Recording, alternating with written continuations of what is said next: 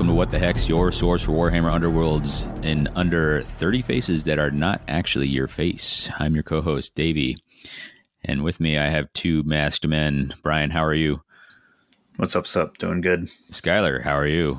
I'm alive! He is. He returns. He emerges from the caverns deep below.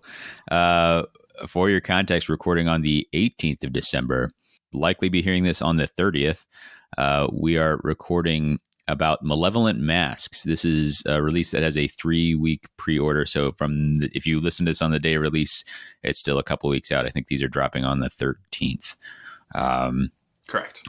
So we'll be talking to some about that. If our nefarious plans have gone correctly, then you've already heard last week our coverage of the Stab Lads, and we're keeping it rolling with the constant flow of What the Heck's content. We should always say thanks to GW for the preview copies that make this review possible, and we appreciate that.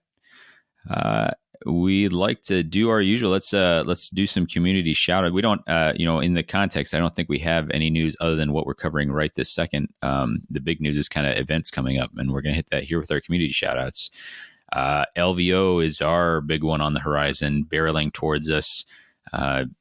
It's one of these things with so many warbands out right now. I'm like trying to figure out what to practice against and realizing like, oh man, there's not enough time in the world to practice against everything I might have to play against. And then every time I hop on for a random one online, somebody throws Hexbane at me again. so I would say I've got that matchup down, but man, they're tough. So I will probably have most reps into them and still get beat up by them. We'll see. But yeah, LVO, we are going to be there in force, everybody except Phil. And then we've got some of our local community, Bobby, Alex, Jazz, and then you guys both bringing your spouses. So that'll be a cool group to have there. And we'll be happy to see folks there. There is the Nemesis Grand Clash, the 19th and 20th. And I don't know if it even counts. Is they calling it a Grand Clash or the Rivals event on the 21st? So it's Friday, Saturday, Sunday, and we're all participating in all of those. They used to have a different name for that, didn't they? Is it Skirmish? It was like not officially Grand Clash, but an event worth noting. Yeah, they had different like Grand Skirmish and then like Grand Brawl or something was maybe the team events, okay. But they had different things going on. Brian, you've got actually an extra thing going on. Do you? I think folks know about it right now, but just in case they don't, you want to let them know what great choices you've made already? Oh, yeah. It's Vegas, so going to put some skin in the game. Underworld's Underground Sleeks Bowl challenged me to a pink slip game, which means that we're going to be playing a match best of 3, and the winner takes the other's painted warband home. So it's for playing for keeps. We're going to be playing that. Might be doing some content with it. We'll talk about that later, but I'm putting some big skin in the game here. I'm excited and terrified. Yeah. Mike, if you're listening, oh boy, the paint he's putting up. Oh man. Anyway, we will be there. We would love to see it if you are there. Give us a shout. Even if it's just to say hey, but if we can get a game in, that'd be even better. Or even just to talk Underworlds or anything at all. I am figuring out what I'm going to pack. We have like a pretty packed schedule looking at what's going on, but I might have to try and figure out how to get a Coffee of Blood on the Clock Tower packed in and get an impromptu one of these. I think we have to. I want to so bad. It would be cool. That'd be a nice way to kind of gather some different folks together. Easy to teach. But who else got a community shout out here? I'll jump in here. Right. So Fish Mode of both the Spent Glory site as well as or blog and website, official website. Right. I'm so used to calling it a blog, but it's actually just a full website these days. Yeah. So congratulations again for grabbing that domain name and really like fleshing this all out. But of both Spent Glory and Underworld's Underground has done an update that I think is significant to his website. So I wanted to talk about it. This update is taking in mind anything that was kind of out of date on the website because he wants this to be a continually, rolling resource for new players. So the idea of things being out of date isn't really conducive to that. But that means, circling back and actually doing significant amounts of work to ensure that everything the site has to offer stays up to date. I'm talking about updating links to what resources that like Warcom has, for example, where you find your rule book and your errata and FAQ. Like those links all changed recently, or a good little bit ago. I think within the last couple months. And so those have all been updated, as well as going through and adding deck recommendations that weren't possible before because decks weren't out. Things like that. Just making sure that this continues to be as new player friendly as possible. And I really appreciate that effort. Yeah, I think we have to match it and re-record all our old episodes that are now out of date. So time to get started. No. Your funeral. Yeah. No, I died a little just thinking of doing that. So, but that is cool. And that is one of the places that we send people most often when they're asking for, what a good starting resource is. And so it's awesome to know that it is getting that love and care as it continues as time goes on. So, Brian, you got anything for us? Yeah, so continuing with the self-promotion, at Adepticon in March 2024, we will be running our own event, the What the Heck's Underworld's Championship Tournament. So championship back, first official event at Adepticon in years, run by us. We will be, this will be March 21st, 10 a.m. to 9 p.m. Tickets go live January 7th on the Adepticon website, so keep an eye out. They got an event preview up right now. You can look at the schedule and plan out your convention. We do expect there also to be a Games Workshop event. We're just waiting for it to be posted. It's kind of a preview window right now, so we expect that it'll be there. But right now, we're the one event, so check us out. Sign up. 32 seats available, possibly room to expand.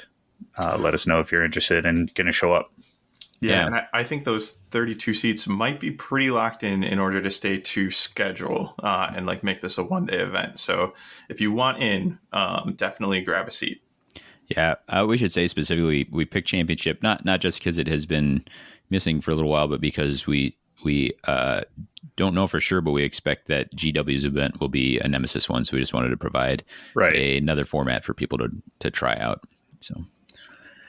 Absolutely. If your main game is Underworlds and you want to go to Adepticon and you're like, I want to play more Underworlds while I'm there, we got you. Yeah, we got you covered. All right. That is what we're doing for the community shout outs. I think we need to get into the main event here. And Skylar, you were kind of a little bit of our lead on the masks coverage here. You have more experience with it. So we're going to kind of turn the reins over to you to run this section here, guide us through this discussion.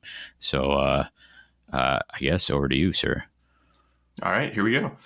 Well, as you both were reading through the cards for this one, what were kind of the first impressions that you were having here?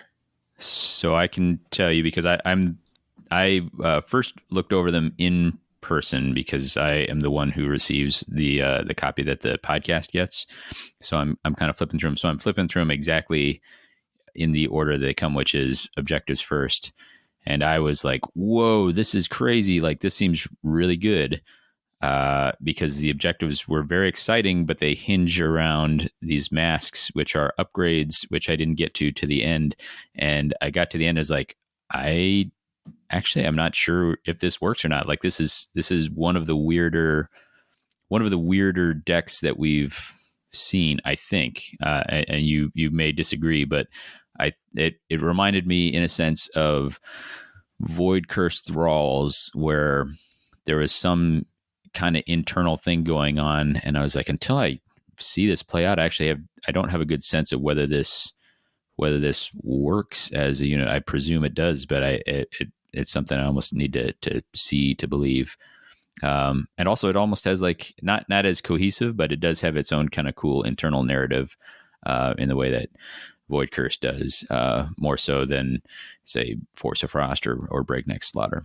Yeah, my first impression was I actually started in reverse. I started with the masks, and maybe you did that of your own volition. I think that's when I sent out to you guys. I'm like, hey, I think it's a really good idea if you guys look at the masks first before you proceed through the deck, because I think that's going to help you inform your first impressions. I'm definitely the most literary challenged here, so every time I saw a mask, I wanted to know what that meant. So I definitely took your advice, looked ahead, read through the masks, and not to get too far ahead of ourselves, they come with their own actions. Many of them do, and a whole action of my precious 12, I was like, that's a lot of work. These better be awesome. And it seemed like a lot of work. And I was kind of like, is this supposed to be my power? Like, I thought this was supposed to work for me. This seems like I'm losing actions.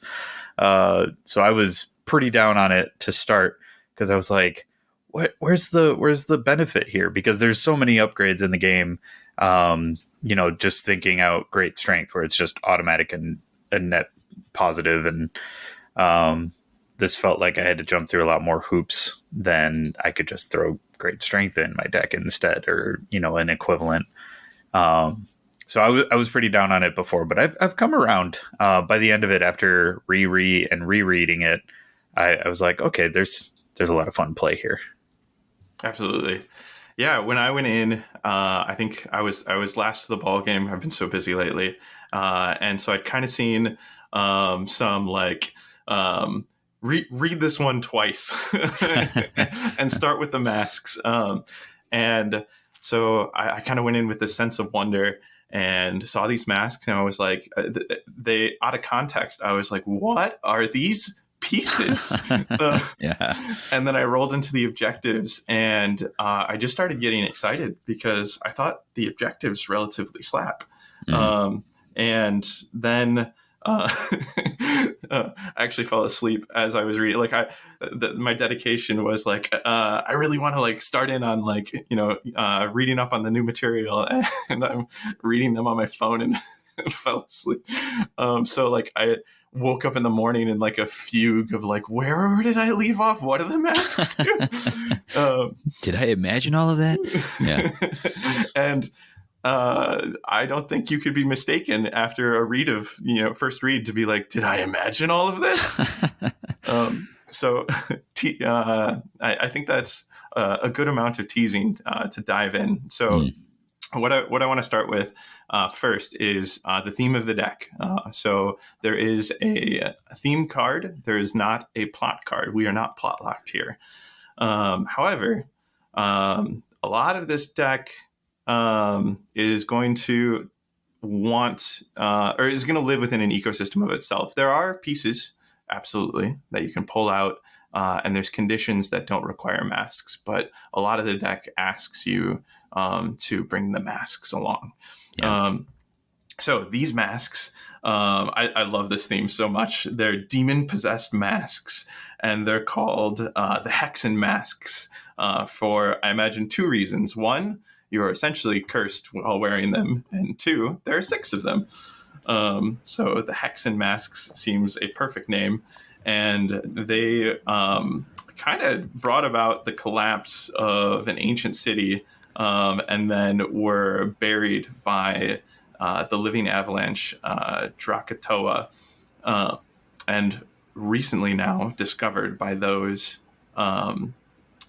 delving into the glacial chasms of the Death Gorge. And when you're donning them, for the advantage that you believe, they are also harnessing you. So while you harness them, they are also harnessing you. So extremely fun like narrative to kick us off. And I think from there, just as recommended by Davey, we dive into the masks first. Yeah, I think that's a good call. So why don't we why don't we bounce around? And there's 3 of us, 6 masks. Let's do 2 masks each and kind of jump in there. So I'll kick off with the mask that is the most jealous mask. Envy's Shroud. This one is the one that kicks the mold. This is the one. Maybe this is the one that should have been last conversationally, but we're doing it first. Yeah, I was looking. I was like, I won't start with Envy's Shroud, but then I couldn't decide which other one to start with, and then so because I can't, then Envy's Shroud it is. Go for it. So this one does not have an action. So it's the only mask that will not, as we dive into them, present you with a named action that belongs to the mask. Instead, this mask gives you +1 wounds, and when you give this to a fighter, if that fighter has other upgrades, break those cards. And you cannot give this fighter upgrades other than mask upgrades. And you'll kind of see why that's relevant here shortly, that you're still able to give them mask upgrades. But I love that Envy Shroud is like just jealous of every other upgrade out there. It's just like, as soon as you put me down, shred everything else. It's just me and the +1 wounds I have to offer. And I suppose, as we kind of go into the rest of the masks, each of the other masks has on them, when a fighter has 2 mask upgrades, break 1.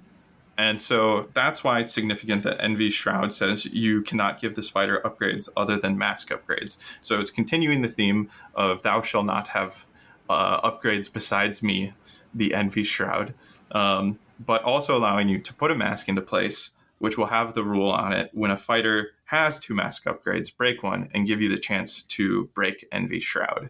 So this one is basically, if you put this on, it will be the only upgrade that fighter will ever have unless you replace it with another mask.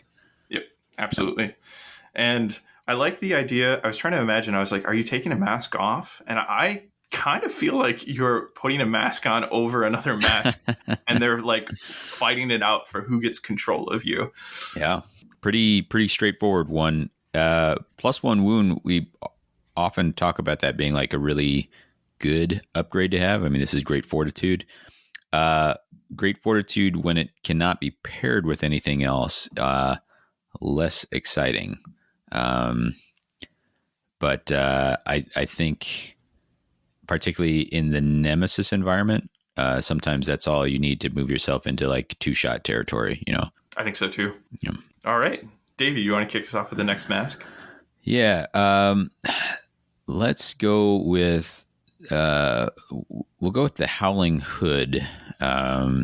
And this is also, all these have the mask keyword, and as Skylar said, it's got the caveat that you'll break a mask. You break one of the, so you could technically put this on somebody and then break the one that you just put on, I guess. There's maybe some super edge cases where that would be a good thing to do. But this one comes with the action Abyssal Howl. Choose a fighter adjacent to this fighter, push the chosen fighter up to 2 hexes, then stagger the chosen fighter. And I think what you're going to see is a theme where most of these actions on their own don't seem quite worth a full activation, or they may be situationally so.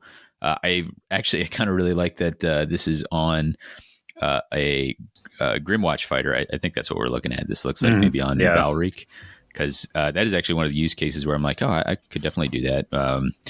You did a collective push with your ghoul call, not ghoul call, but you got pushed onto objectives and you're looking to get your inspire, and so you shove somebody right back out of your territory. This is one of those actions that situationally it'll be good, but you don't look at it and be like, hey, this is amazing, I can't wait to use this, because it's such an expensive thing to do, and you have to start adjacent and all that sort of thing. Yeah, I think a lot of these abilities, as we run them down, they seem like tame, but they also, I feel like in most cases you can imagine a moment where they would be like extremely helpful, like that the action economy would be worth it, like that, to fill that niche need. And I find that really fascinating. Yeah. I mean, we think more and more. I mean, I guess it's almost worth mentioning this, and we should have talked about this some in the Stab Lads episode. What with the horn action being almost like or the horn reaction being an action tax. There are certain times where an action task is not as big a deal, and often I think of that in like the first round if you're using something like the sharpener to add a damage onto the wielder's weapon in the Headsman's Curse warband. You have the lines aren't joined. You have some time to spare for that, and then late in the game when it's hey there's just a couple fighters left. Even with the charged out rule, you're maybe only going to get a chance to make one charge before somebody moves away from you. That's where sometimes these extra actions come in real handy. Like if you have the chance to set this up and maybe you push somebody out and score. Like I see people sneaking more and more of the like Hurricane Force style objectives in that say, hey, I'm going to get a big payoff, but I have to make sure that you are positioned in a particular territory.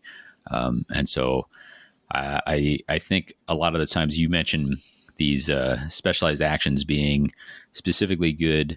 You know, you may find a time where it's actually definitely worth it. And I think more and more you'll find that to be occurring in round 3 is my guess. I think round 2, people are so mixed up together and just hitting as hard as they can. And once the battle lines thin out again, that's when you might see some of these become a bigger deal.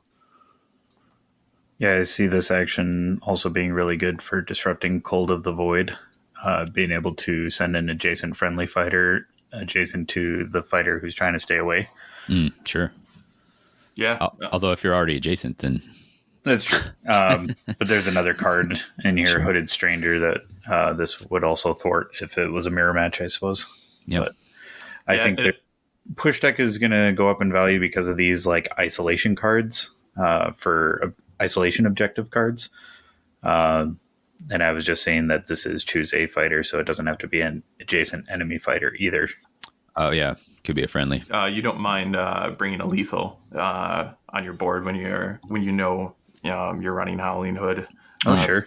Yeah. Try to get a damage, a push, and a stagger all in one action. Yep. Yeah, that's a good call. Yeah. All right, Brian, want to grab a mask for us? Put it on. Yeah, so I think the coolest looking one and the ability that I was like, okay, I could see myself using this, was the one that actually got me excited initially, was the Echo Guys. So this mask, like the others, break if you have 2 masks, break 1 if you have 2 masks.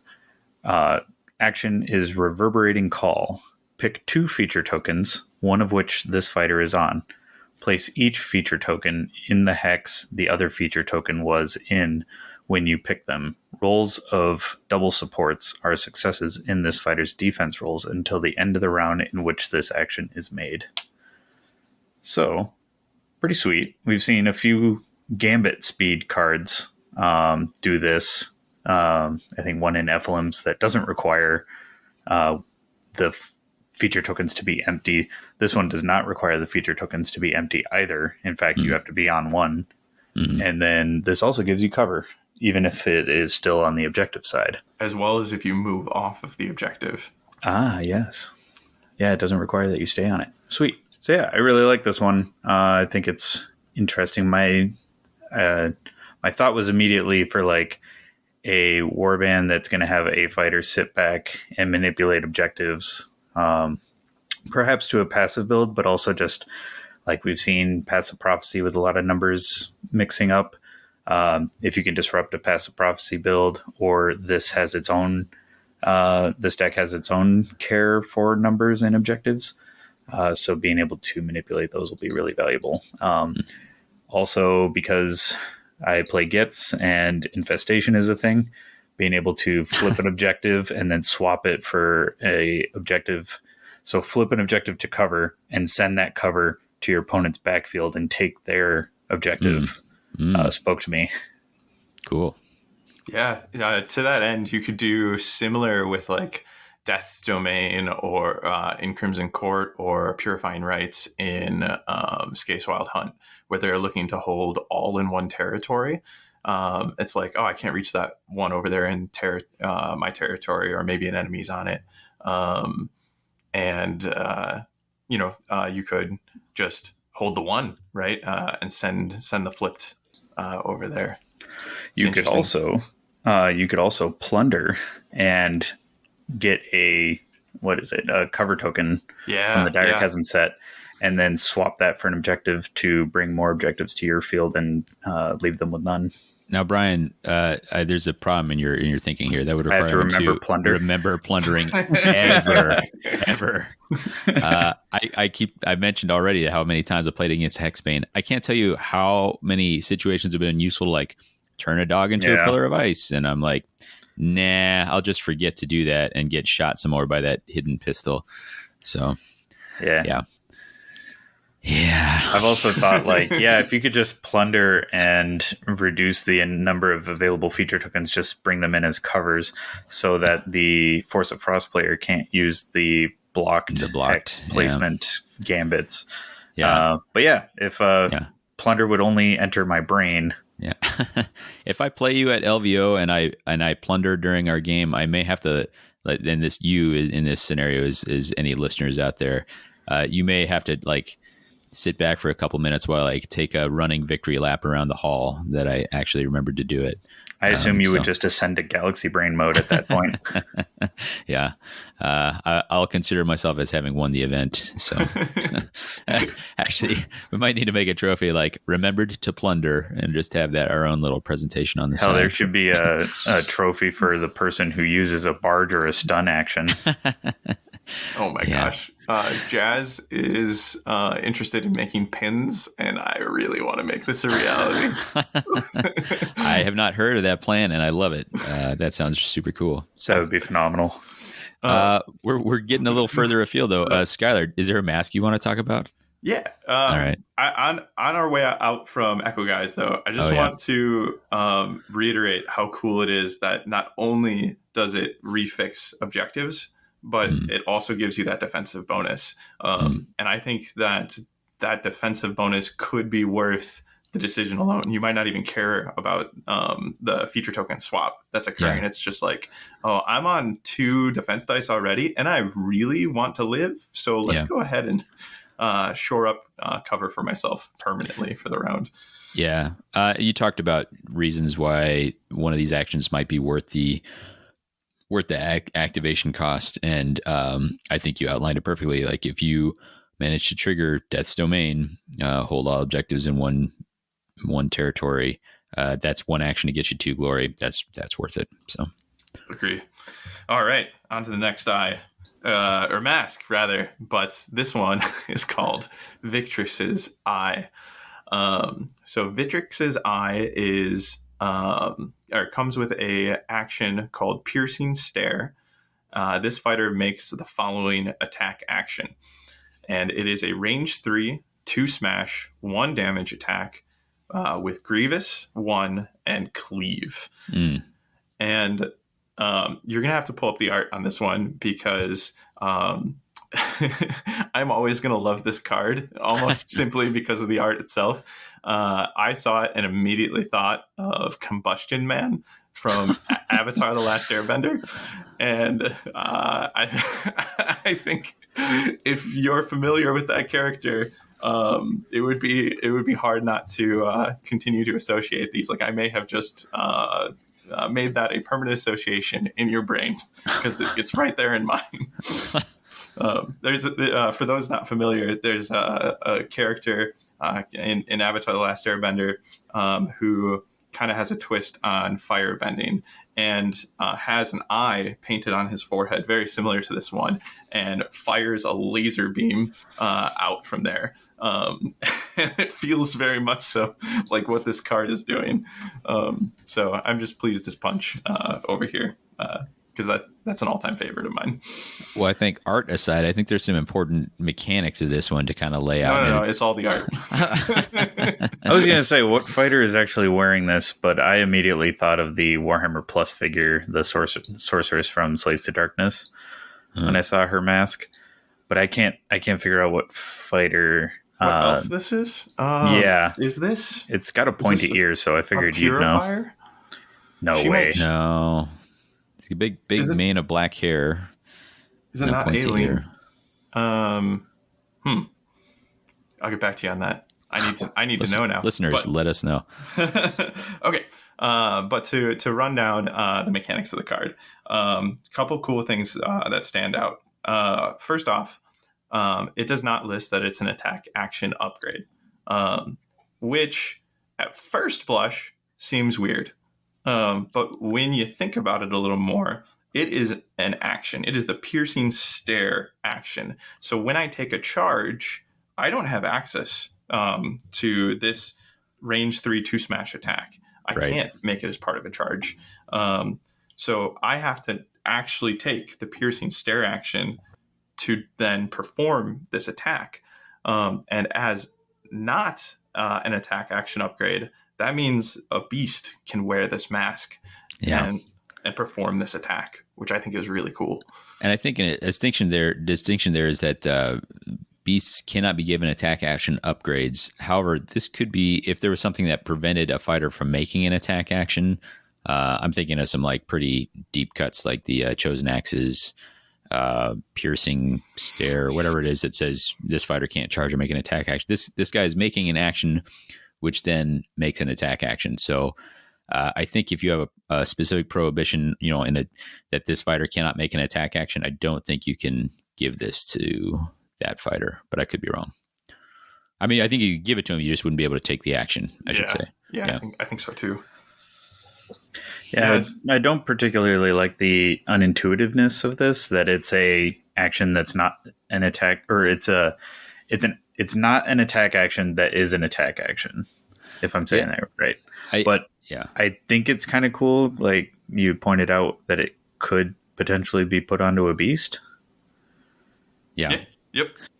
And I think that profile is great. I think 2 smash cleave Grievous range 3. That's awesome. And I think mitigating it with the fact that you can't charge with it, then that kind of brings it back into scale a little bit. Sometimes I feel a little iffy regarding Grievous on 2 attacks dice like this. Yeah, on 2 dice. Sure. Especially like at range. But here, I really like it thematically. It feels like, the mask landed a critical hit, right? Like, it just feels a little more fluffy here than I kind of feel like that Grievous tends to feel. And maybe that's just me, but yeah. In general, Nemesis decks don't necessarily come with a ton of weapons, so this is just another good tool in the toolbox. It is, but again, it's such like a weird weapon because you can't charge with it. You can put it on beasts, like we said. I think we could like really spend a lot of time on the like little rules intricacies. You could give it to a zombie, but you couldn't use, if we're talking the exiled dead, it would not trigger on the dance because the Regulus could. Regulus could, yeah. So it's one that you got to read carefully, and I think it's real easy to misplay some pieces of it, but it's a cool idea for sure. Agree. All right, Davey. What mask are you going to leave Brian with? I'm going to go with I'll go with the Eternal Smile. I thought this might be the one that he liked, but this is Rictus of Carnage is the action. +1 damage to this fighter's range 1 and 2 attack actions other than scything attack actions until the end of the round. Again, I think this is, if you had some way to get this out really early in round 1, totally do it so that your first attack comes in super hot. But I think this also has a fair amount of value in round 3 where you're like, well, I'm going to have one real good shot at doing this. Let me power this up. And am I wrong, guys? Could you use this more than once? So like, I'm going to use this round, activation 1, activation 2, activation 3. Now I'm charging with +3 damage. That's interesting. I guess that's till the end of the round. Man, my read on this was initially that you could only do it once. Like if you did it again, like it would continue to just offer the single damage, because it's not like adding a counter. My thought was that, you spend a whole action on this. If you can get 3 activations on it, you get +1 damage on each of those attacks.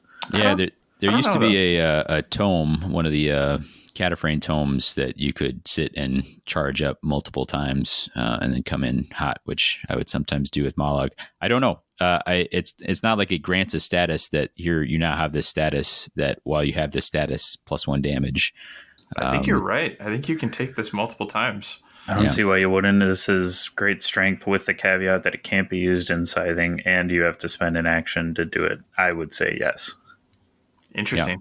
Yeah. I don't think that use case will come up a whole lot, but it's interesting. Sometimes you have some fighter that has stacked enough wounds that it's hard to get there. So if you can afford the actions and they can't get away from you or kill you before you trigger it, then I think you might have earned it. Just keep chopping. Yeah, but I think this most often has value in round 3, where you have the chance to do something big. I've used it once so far. I've played this deck 3 times in prep for today's episode, and the one time I used it, I wanted to be able to threaten a kill without the commitment of 2 fighters, and without putting that first fighter in a bad spot. So instead of putting the first fighter in a bad spot, I just took the action to add the +1 damage, and all of a sudden now that singular fighter for me was threatening kill, but doing so from safety instead of having to get charged in there initially. Sure. Yeah. So I like that. Yeah, I mean, and I don't know why I keep on going down little rules tributaries here, but this is if you have a resurrectable fighter and use this action, make a charge, get killed, resurrect, you could make another charge, I think, and still have this effect. Like it doesn't give a counter that then goes away when you die. So my gosh. Now here's a question too. So if I spend this action, Rictus of Carnage, right, and then I equip a new mask, does the benefit go away then? Oh, because that fascinating. I don't think upgrade it goes is away. Off the table. Well, no, I don't think it goes away.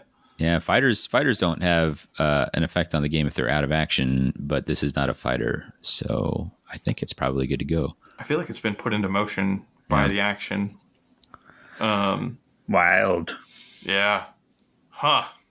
So you could do this action, charge in with a fighter if you're now charged out, and then equip Envy, Shroud of Envies for a little extra Envy protection. Shroud. Yeah. Ooh. All right, Brian. What mask are we the most cold on? Well, the flavor text on this one, I think it's disgusting. But the Frostbitten Veil comes with its own action, Power Surge. You can re-roll each dice in this fighter's attack rolls until the end of the round. What? We've seen plenty of accuracy cards get restricted or even forsaken looking at you, Lurking Horror. And this is nuts. I mean, it comes with having to spend an action, but Voltrons love this. Yeah, there's no range restriction. There's no quantity restriction. It doesn't even just say attack dice, so this works on spell attack actions. Yeah. Yeah. So, yikes. That, again, if you have the breathing room to trigger this, you just made yourself extraordinarily accurate. Agree. Yeah, I mean, all attack rolls. So I think about like a Rippa or something running around being like, crazy. I'm going to reroll all my bite rolls, all my attack rolls. Whew. So better stay away from me. Yeah. Coldness had much more to do with the Frostbitten Veil, by the way, or the Frostbitten nature. We're not actually cold on this. Yeah. Oh no. No, I picked up. It doesn't even have the scything prohibition. So if you're a scything guy, you can. Oh wow. Reroll everything in that scything. I normally they've gotten so good at saying, but not scything, that I often pick that up, but I had not picked that up on first read here. Wow. Yeah. Uh, Maybe certainly for offensive decks, maybe the most powerful mask of the set, or certainly the easiest to see a straightforward power payoff. Maybe that's a better way to phrase it. Yeah, it depends. I mean, I feel like a Mollog player always is gonna what? oh yeah. I mean, all these masks like fight for a reason to exist in your deck. Like Yeah. there isn't a single mask that I don't feel can offer you a use case. And as we kind of dive into the deck, I think a lot of mask-based decks are going to ask you to bring all 6 of them, and I think that's okay. And I guess from there, let's dive into it. Sure. So now that we've got the Hexen masks covered, we kind of have a good baseline to go from here. And let's dive into objectives. So I think I'll kick off. I'm going to pick 2. We'll start with surges. And there are 2 surges that kind of go hand in hand. So I'll talk about those real quick. That is Audacious Aspect. Thief, he says. Audacious Aspect and Vision of Success. So Audacious is score this immediately after an activation step, and they both have that window, which I love. 1 or more friendly fighters with a mask upgrade holds an objective with an odd value, or your warband holds 2 or more objectives, each of which is in no one's or enemy territory. And if we jump over to Vision of Success real quick, this one... Most importantly, who saw Jim Carrey's The Mask when they saw this art? It's been long enough since I saw that movie that it did not jump out to me. Agree. I'll share a picture. Hang on. And now I can't unsee it. So jumping over to Vision of Success real quick. This one is a friendly fighter with a mask upgrade holds an objective with an even value. So we have odd on Audacious and even on Vision of Success. Or your warband holds 3 or more objectives, and 1 or more of which are in no one's and or enemy territory. And I like these cards quite a bit. One note I want to kind of like highlight before asking you guys how you feel about these is, so both of them are easier if you've been able to get a mask in place in advance. But what I like is that the one that looks for odds, there are 3 odd feature tokens at the beginning of the game. So arguably, it's a bit of an easier ask to have a mask and be on an odd objective. And that's the one that asks for hybrid, purposes, to be on 2 or more objectives in no one's or enemy territory. So to leave your home territory, to be in the risky side of the board.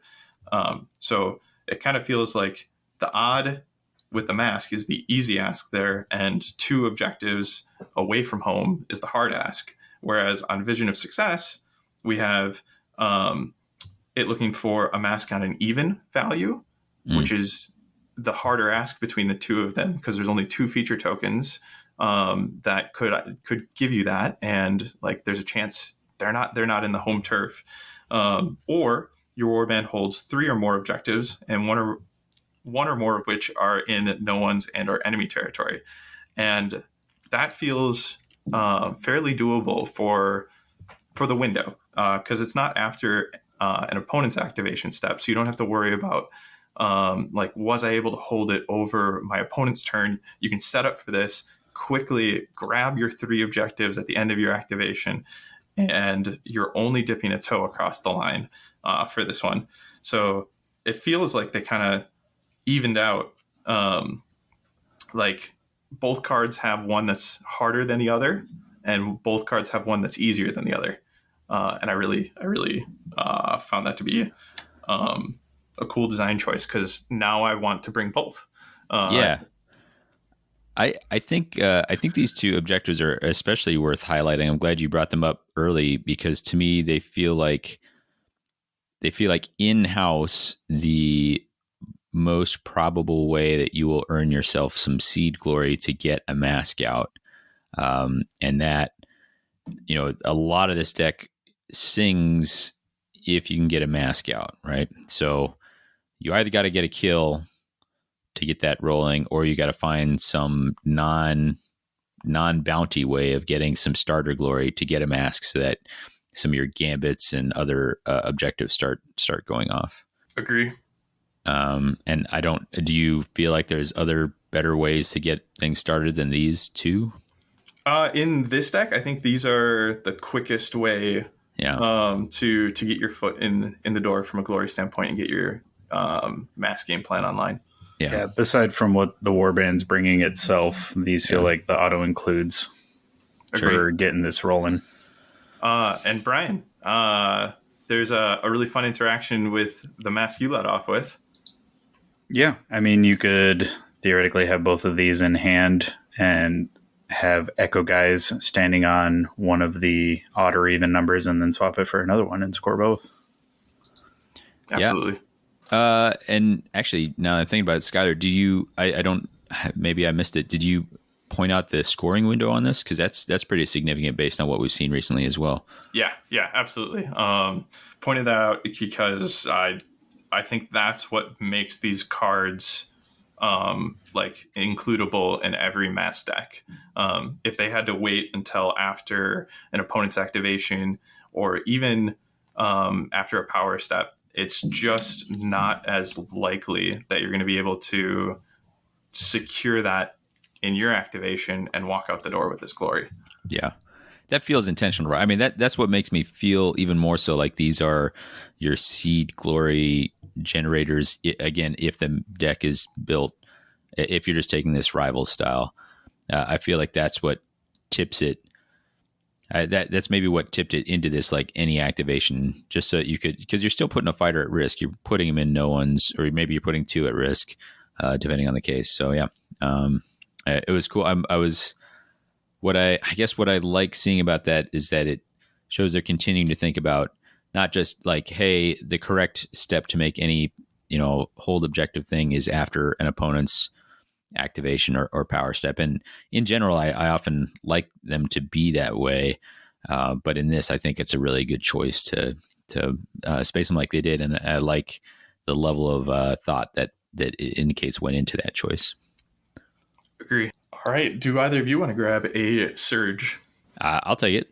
I think Domino Dominance is one that, like you talk about snowballing a game. If you can get the seed glory and get a mask down, if you can get somebody inspired. So this is surge, score this immediately after a power step. So yours or someone else's. If one or more surviving inspired friendly fighters have a mask upgrade,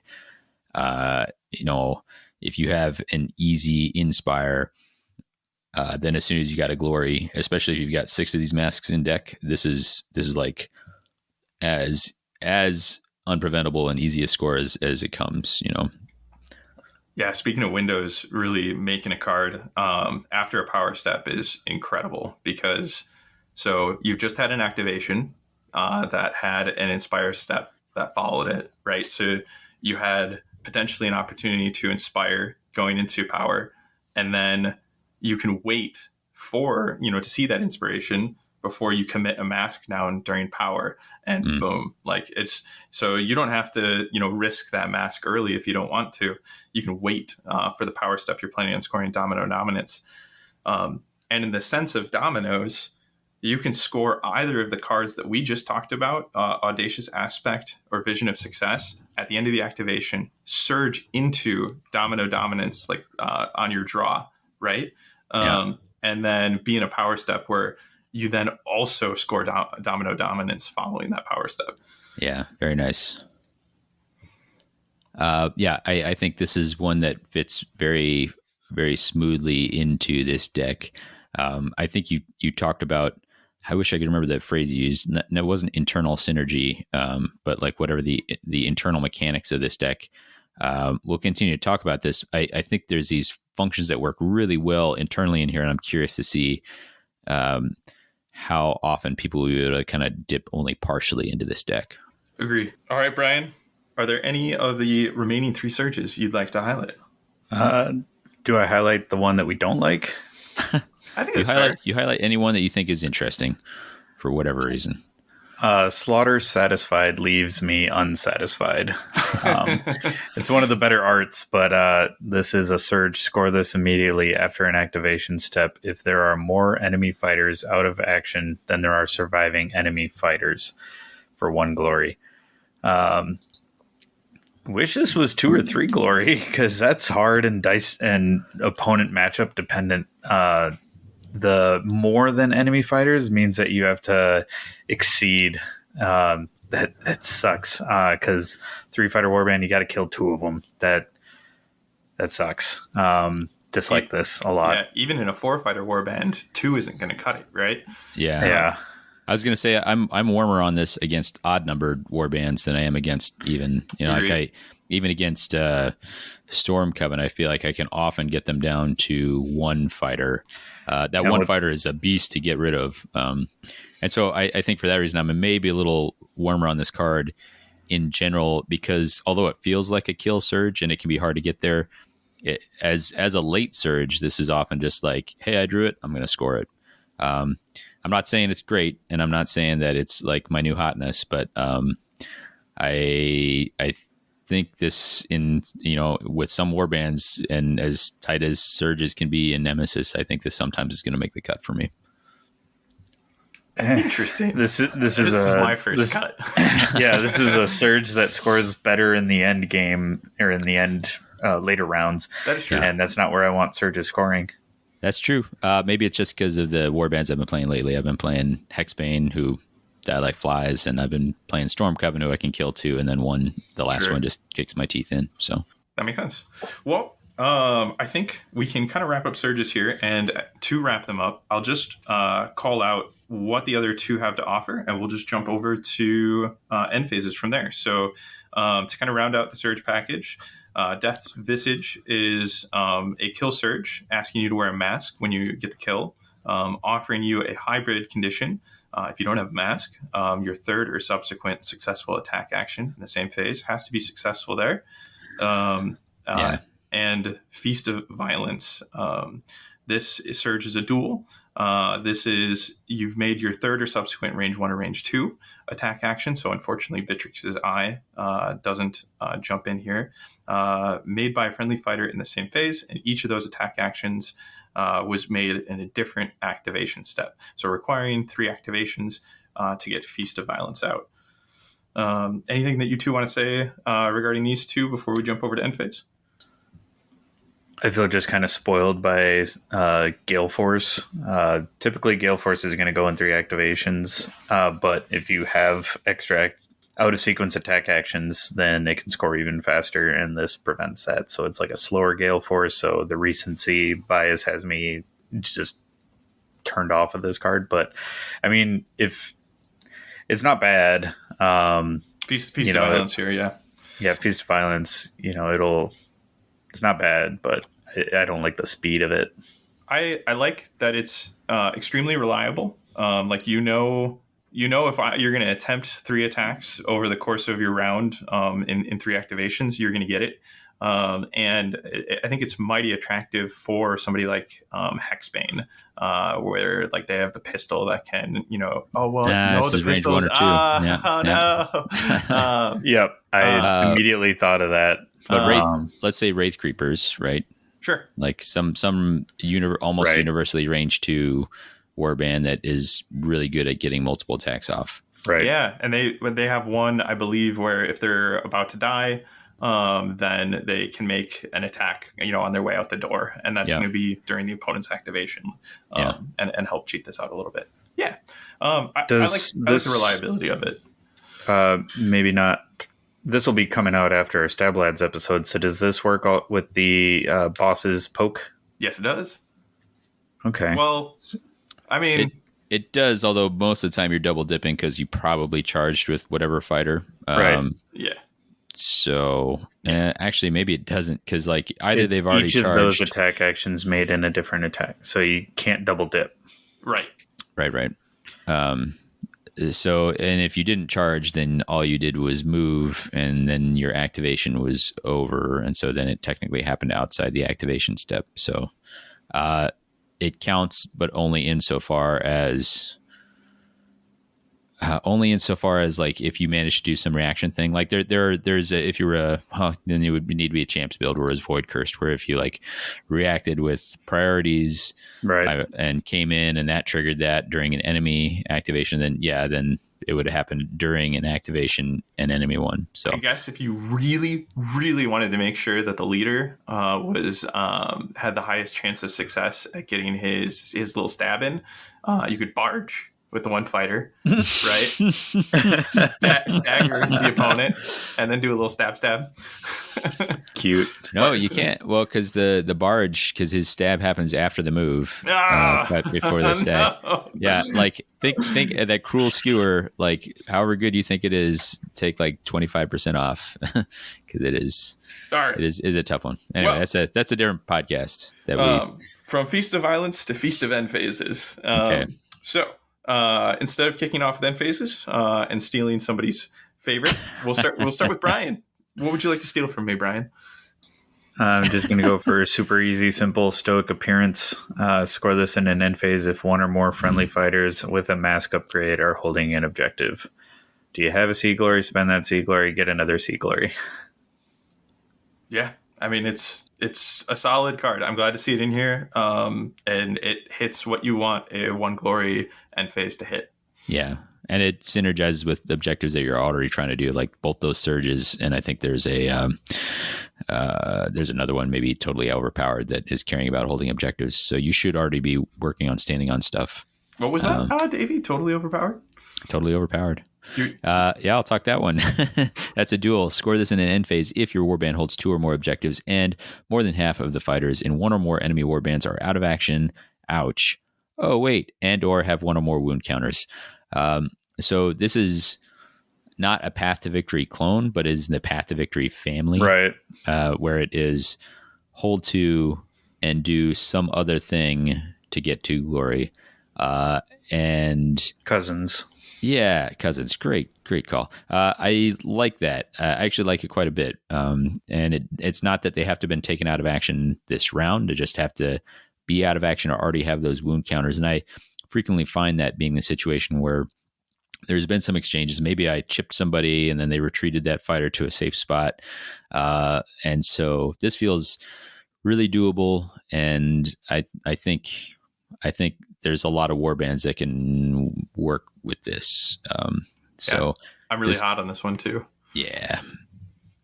And I think the hold 2 and ask something more of you for 2 glory is a design space I want to see them continue to explore, because totally. I think it's like this is a staple for making hold viable in the meta. Mm-hmm. Yeah, and this card's definitely supported in the current meta's ping prevalence. And no mask here either. So not only is it a card we're hot on, but it is one that you can take into any build. Yep. All right. So I'll jump in with a card called Naked Dwarf. You referred to this as like what? I'm like, oh, that's a weird typo, and I can't figure out what he possibly like meant instead of Naked Dwarf. They're like, no, that's what I meant. Yeah, I caught it immediately, but for me, the art kind of like looks like the axe and his hand are floating, but it's the highlight of the axe blade edge. Yeah. Oh, sure.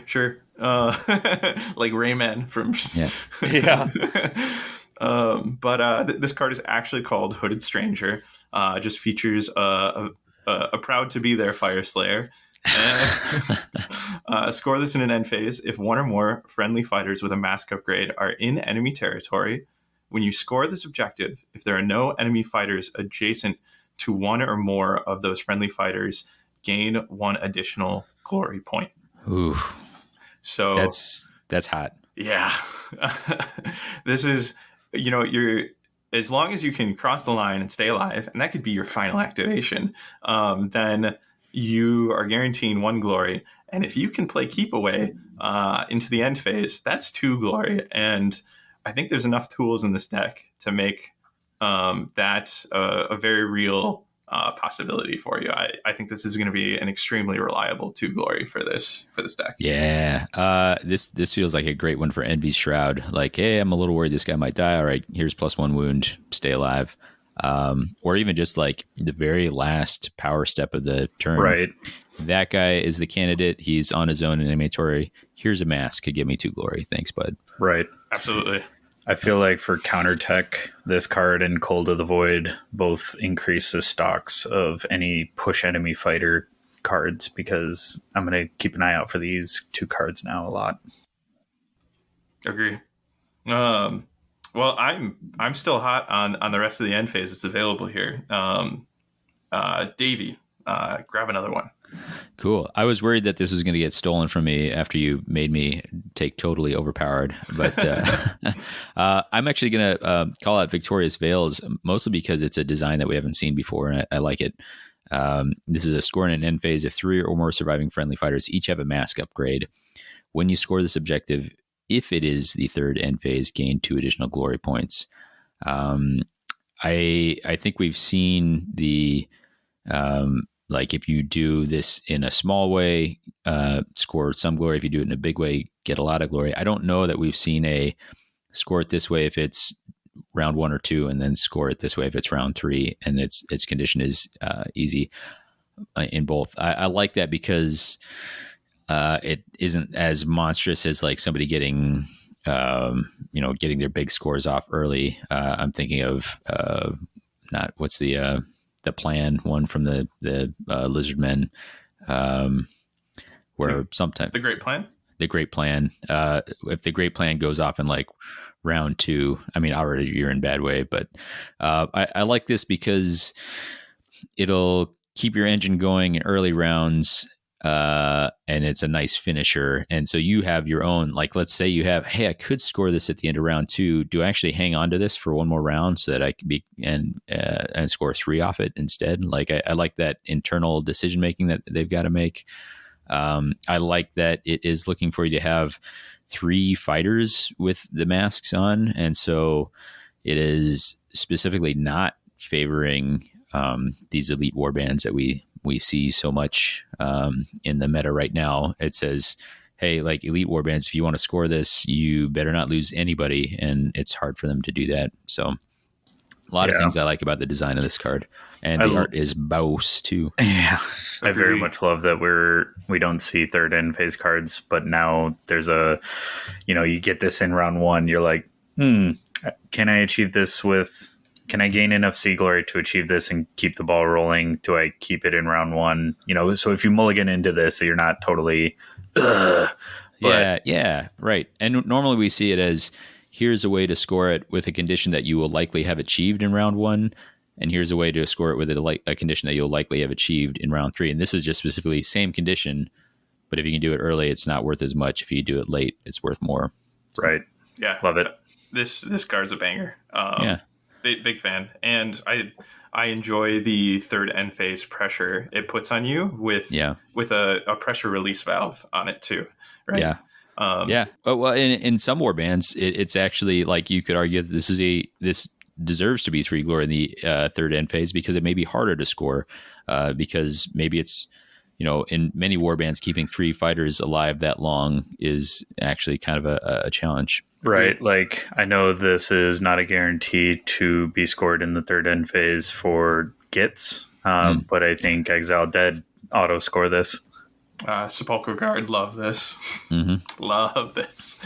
That's one of the warbands I tested with, and when I drew this card, I think maybe I surged into it either end of round 1 or start of round 2, and I was just like, yeah, I'm holding this all the way to 3rd. Like,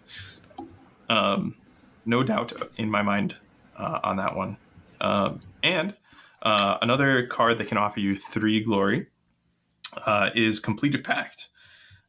Score this in an end phase. If there are more surviving friendly fighters with mask upgrades, than there are surviving enemy fighters.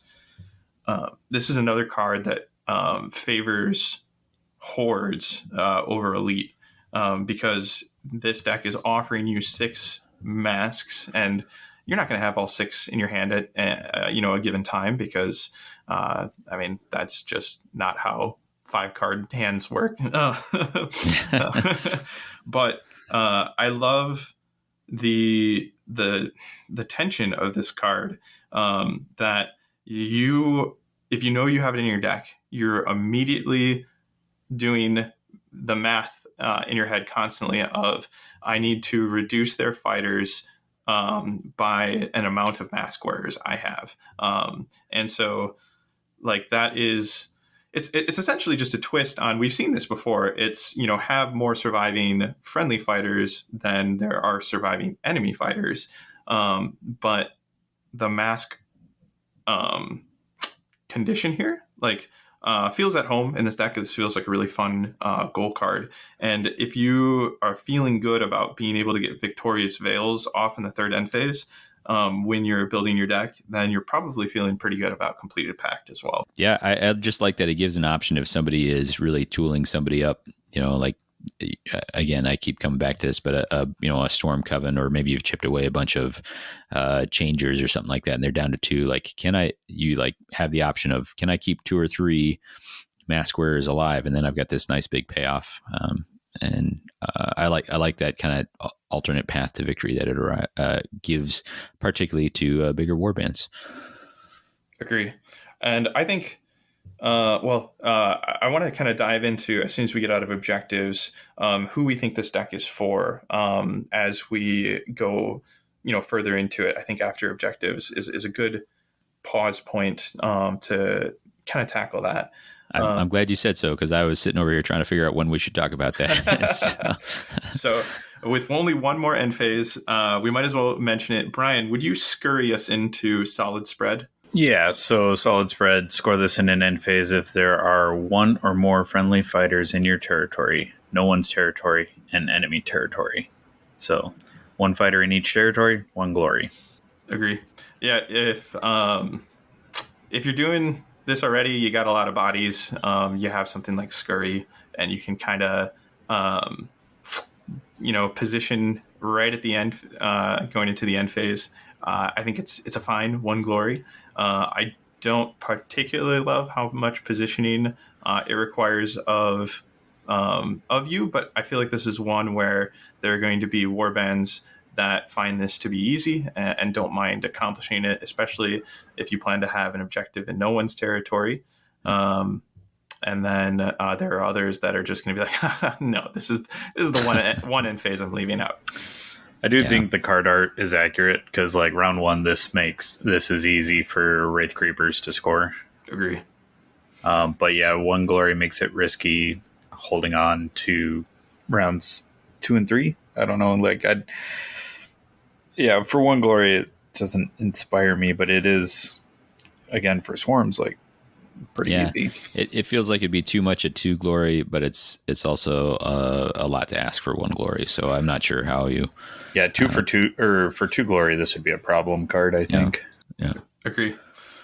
All right. Well, so after highlighting how you score in this deck, where do we feel this positions somebody looking to use this deck? What would be a best pairing for all of this scoring route? Hard to say. Are you speaking specifically with Nemesis, or taking this as rivals, or just broadly? Broadly, with a focus, I suppose, on Nemesis. Okay. Well, then I will once again throw it back at you, because when we were looking at this, again, I kept on trying to figure out where does the Seed Glory come from? Because that's how this deck starts flowing. And, for that, I was like, oh, maybe you have to do it by killing. And so I was trying to think about warbands that could generate those kills. And then I saw that you were practicing with Sepulchral Guard, and I thought about it for a second. I was like, that's actually a pretty inspired choice. So why don't you tell us about how you landed on Sepulchral Guard and how you felt about that? Yeah, I was thinking that if I wanted to get the masks out as I was seeing them, and I wanted them to go further for me for something like Completed Pact or Victorious Veils, that the ability to resurrect masked fighters would probably benefit me quite a bit. And so initially I landed on, I didn't actually land on hordes initially, but I think this deck it actually can benefit a lot of horde warbands.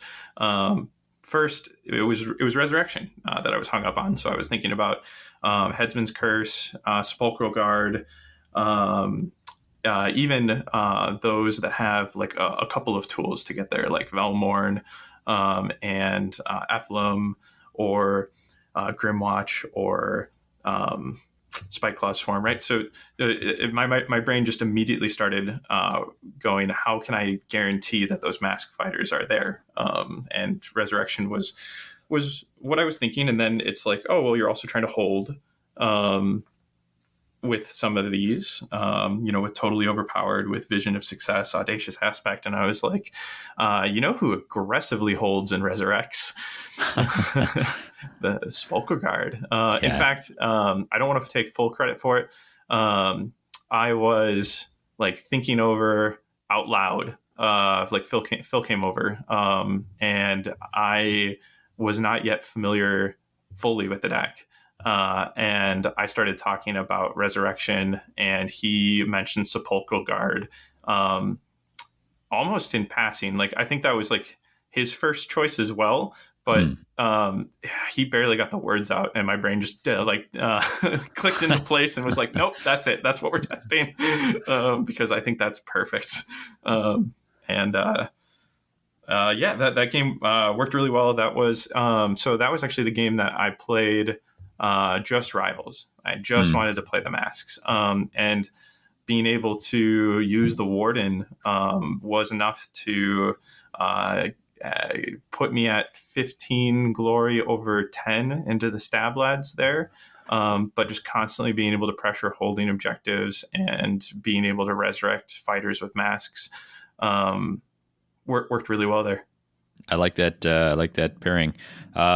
Again, credit to Phil, not on this episode, but he mentioned he'd really like to see it into Grimwatch. And the more that we've talked about it, the more I like that idea.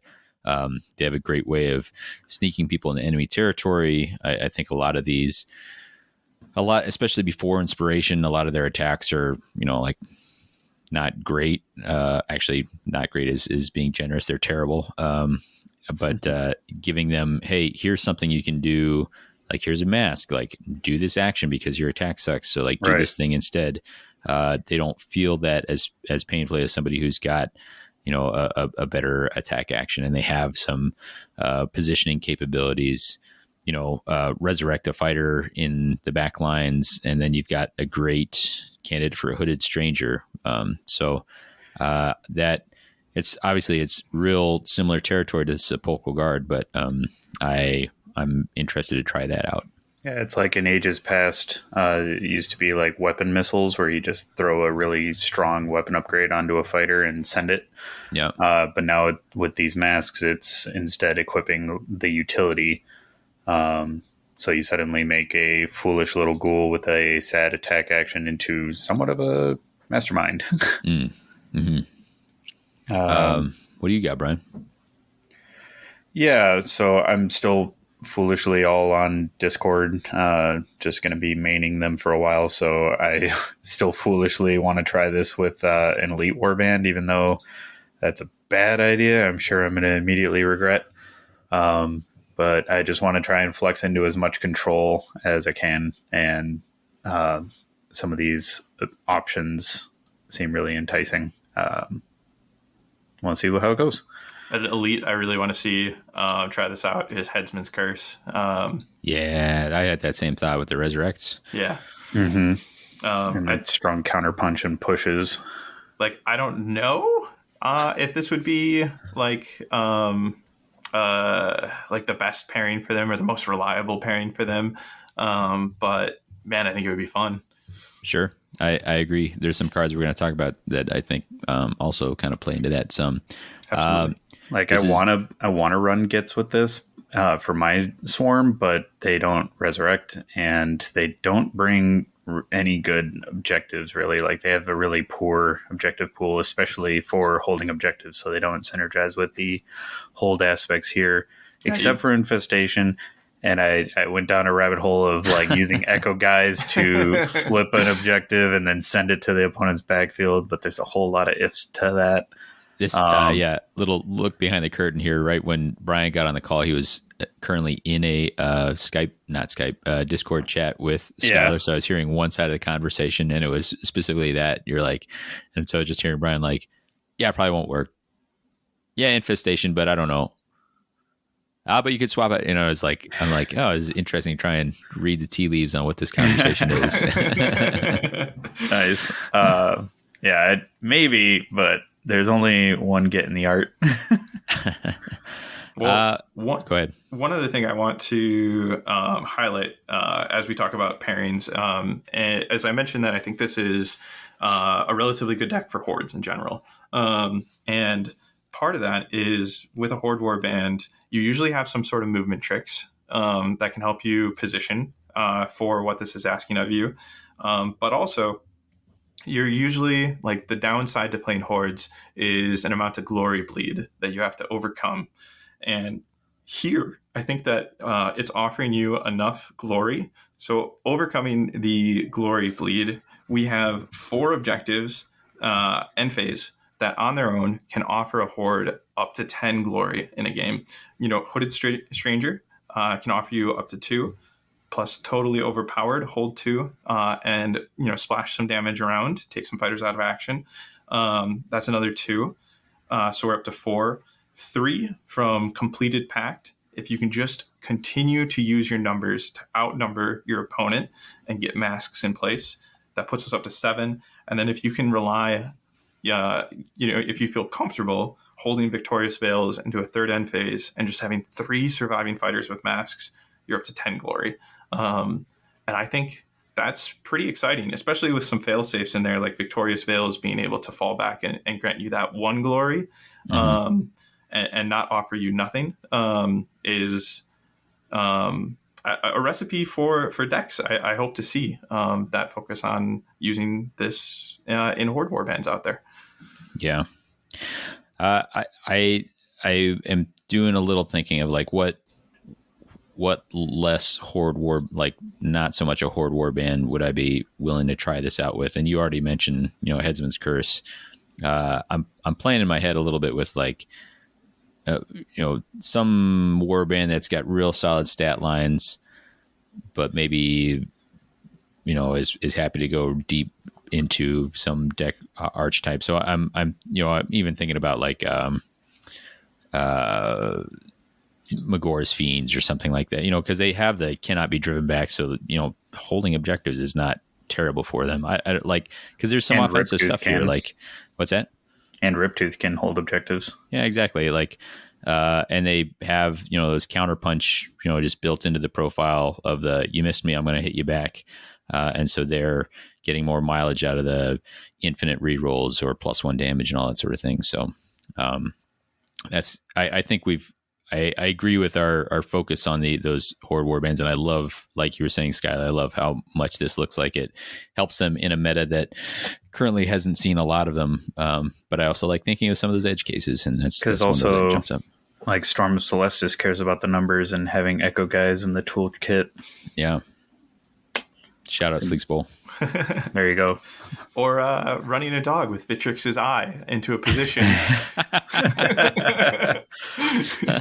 Put a mask on Sleek. Put a mask on Sleek. Yeah. Oh, you gotta get a bandana for Rhea that looks like Vitrix's eye. I absolutely have to. Pictures to come. Nice. All right. Well, I think we're all excited to talk about the gambits in this deck. I feel like we could spend a whole episode talking about the gambits on this deck. Yeah. So I'm going first. I'm stealing your favorite. So let's stealing Maskborn. All right, go for it. Haha, thief. Choose a friendly fighter with a mask upgrade that is out of action. Place the chosen fighter on a starting hex in your territory. The chosen fighter then makes one action. After the following surge step, the chosen fighter is taken out of action. When the chosen fighter is taken out of action in this way, they have no bounty. That's spicy as hell. Yeah. This card is so fun. There are so many crazy uses you can think of this, you know, like let's just run down some of them that we've thought of with this. Like, yeah, is your D'Angelo's dead already? Yeah, come back and do your thing one more time. I mean, you know, the dead warbands jump out like one more ghoul call, or in that same warband, like, you know, the Duke Crackmarrow's got a great attack as far as that warband goes. So bring him back for one more range 2 attack. Warden, come back for 2, or if you got the right upgrade, 3 moves, or raise somebody. And this is another, I mean, in those warbands, this is like another raise gambit, and they've tried to focus somebody down. Like, wow, hot. Yeah, this card is just wild.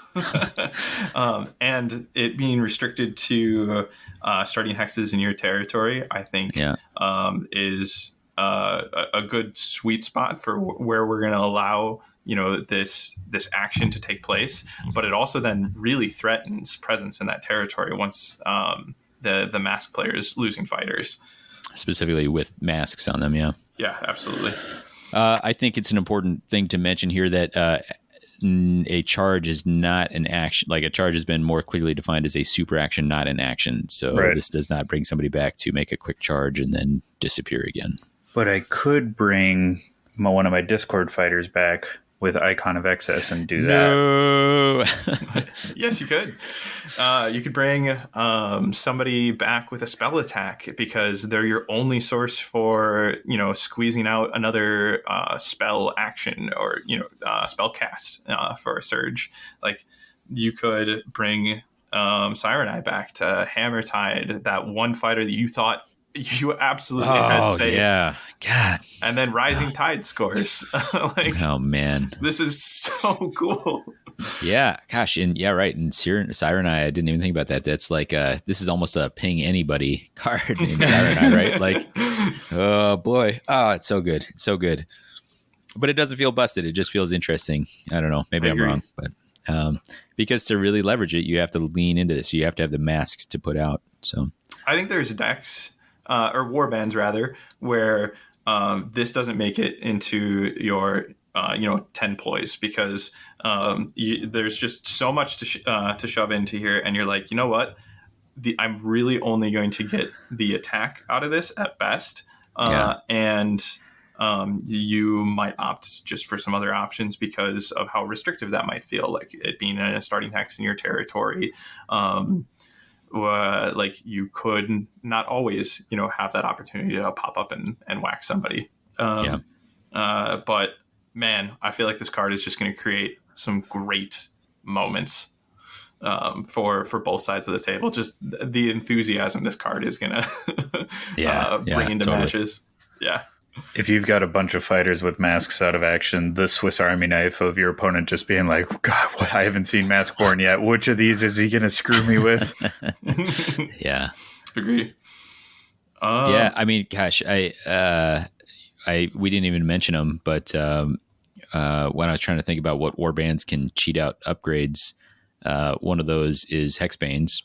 And the thing is, they've got such great in-faction upgrades that, you know, maybe they are not that big a fan of having to spend upgrade slots on masks, but as many times I've gotten huge fighters chopped in half by Woodcutter Strength Amos, like knowing that he might just like show up and be like, hello, I'm going to hit you for, 6 damage real quick. I'm like, oh no. Oh my God. Frostbitten Veil, Woodcutter's Axe on Amos. Yeesh. Yeesh. Yeah. Yeah, I mean, I think what's coming across real strongly is we love the world of possibilities that a card like this opens up. Agree. All right, Davey, there are so many Gambits I'm excited about that you can't possibly steal all of them. What would you like to take? Yes, you can. How many do you want? 3, 4? Let's go. I'm going to take one that I think is interesting in this deck, and if you're doing championship builds as well, I think of it hand in hand with Maskborn because of some of the the massive possibilities it opens up, and this is revealed aspect. You did it anyways. Yeah. I knew I would. So this one, it's modal. So pick one, and the first one is draw one power card. So either you can just say this card's going to replace itself, which honestly, like, is if you just had a card that says, hey, you can take just 19 cards if you want, like, that's not terrible, right? Basically, like, if this isn't going to do anything for you, replace it. Yeah. However, this is, again, like, this is not a specific thing that moves you. This second ability doesn't, like, obviously scream like I'm helping this aspect of your deck. It goes as follows: choose a friendly fighter, including fighters who are out of action, with one or more upgrades. Add one of those upgrades to your hand, then give the chosen fighter one upgrade from your hand or power discard pile. Do not spend any glory points when you do so. So this has it basically, like, hey, I'm going to hot swap an upgrade. And it can be like, I lost an upgrade that's really important because I put a defensive buff on a fighter that is really good, but then they critted through anyway, and now I'm really sad that I can't put that on a different fighter. Now I'm going to go dig it out of the dead fighter's hands and put it on a living fighter. I've imagined charging, like, hey, I've only got one glory. I'm going to, and I have to decide, like, do I want defensive tech or offensive tech? Well, here I could say, like, I'm going to give an offensive upgrade. In this case, like, I think we're seeing Gartok is in the art here. Like, here, Gartok, have this offensive upgrade. Send him in charge. He got his kill, and now I'll play revealed aspect and swap that for a defensive upgrade. So now I got the benefits of the offensive upgrade. I brought it back into my hand to give to somebody else, and Gartok, who's now in the vulnerable position, has the defensive upgrade out there. I don't know. I could take up all the airspace talking about this, but I'm going to give you guys a chance to chat about some of the cool ideas, cool things you can do with this.